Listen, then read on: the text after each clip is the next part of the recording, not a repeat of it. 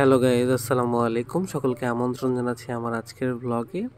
আজকের পাহাড় জার্নিতে শুরুতে আমরা চলে আসলাম সীতাকুণ্ডতে। তারপর সেখান থেকে অটো নিয়ে আমরা রওনা হয়ে গেলাম। দেখতেই পাচ্ছেন আপনারা কি সুন্দর সুন্দর পাহাড়ের চিত্র। দর্শক মণ্ডলী, আমরা এখন হচ্ছে চন্দ্রনাথ পাহাড়ের চূড়ায়। আমার সাথীগুলো আমার অনেক আগেই তারা চলে গেছে, যেহেতু এটা অনেক উঁচা পাহাড়, সো অনেক স্ট্যামিনার প্রয়োজন। সাথে থাকুন।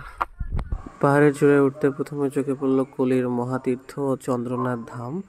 সেখানেই আমাদের বন্ধুরা একটু জিরিয়ে নিচ্ছিল দাঁড়িয়ে।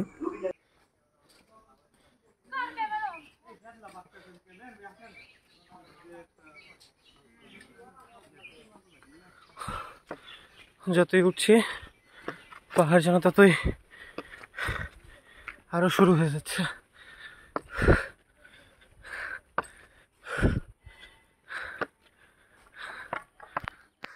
উঠছি তো উঠছি, পাহাড় যেন শেষই হচ্ছে না, একের পর এক সিঁড়ি।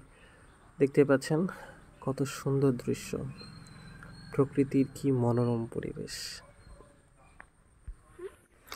যতই উপরে উঠছিলাম হাঁপিয়ে যাচ্ছিলাম, মনে হচ্ছে যেন সাপের মতো ফুসফুস করছি।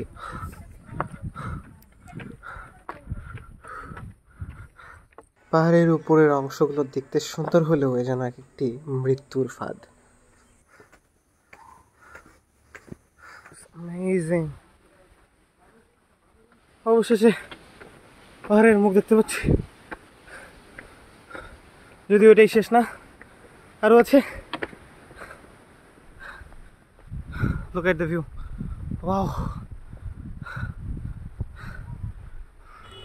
ওই যে দূরে পাহাড়ের চূড়া দেখা যাচ্ছে, তবে এটি শেষ নয়। এরপরে আমাদের আরো প্রায় আধা ঘন্টার পথ জার্নি করতে হবে। খুব বেশি ক্লান্ত লাগায় কিছুটা সময় আসলে হ্যামকটা নিয়ে বিশ্রামের একটু চেষ্টা। তারপর আবার রওনা শুরু। হাঁটতে হাঁটতে পৌঁছে গেলাম সেই কাঙ্ক্ষিত পাহাড়ের মূল চূড়ায়। দেখতেই পাচ্ছেন ওপর থেকে নিচের দৃশ্য কতটা সুন্দর।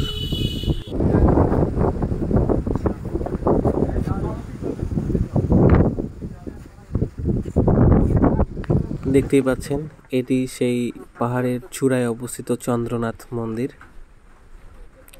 আমরা মন্দিরের ওই পাশে যাওয়ার চেষ্টা করছি, আপনাদেরকে ওই পাশের ভিউটা দেখানোর চেষ্টা করব।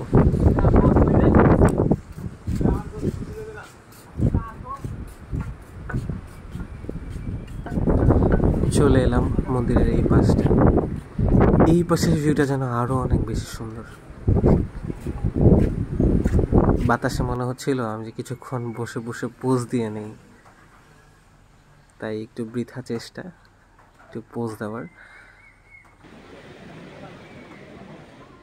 বৃষ্টির আশঙ্কা থাকায় কিছু ছবি তুলে নিয়ে আমরা আবার রওনা হয়ে গেলাম নামতে থাকেন, আমি আর নামবো না আমার উদ্দেশ্যে। যদিও টানা 2-3 ঘন্টা হাঁটার পর আমাদের সবারই পায়ের অবস্থা খুবই খারাপ, দেখতে পাচ্ছিলেন খুঁড়িয়ে খুঁড়িয়ে হাঁটছি। অবশেষে নিচে পৌঁছে গেলাম, আবারও কিছু ছবি তুলে স্মৃতি রেখে আমরা বিদায় নিয়ে নিলাম।